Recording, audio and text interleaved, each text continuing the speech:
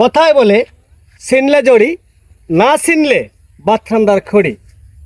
এই যে দেখেন, এটাকে বলা হয় বিষকাটালি।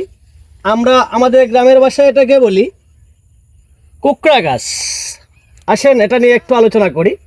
আমরা যখন কীটনাশক ঠিকভাবে আগে পেতাম না, তখন কৃষকরা কি করতো, ধানে যদি পোকা লাগতো বা পরবর্তীতে সিমেও আমরা অনেক সময় ব্যবহার করেছি, পোকা লাগতো, আমরা এই বিষকাটালি হাতের মুষ্টি এক মুষ্টি 10 লিটার পানির মধ্যে দিয়ে আধা ঘন্টা এটাকে আগুনে জাল দিয়ে দিতাম। তারপরে ওই পানিটাকে ছেঁকে ওই পানিতে 2-3 লিটার ঠান্ডা পানি মিক্সকার করে তারপরে আমরা গাছে স্প্রে করে দিতাম। যত ধরনের জাপ পোকা আছে সব নষ্ট হয়ে যাইতো।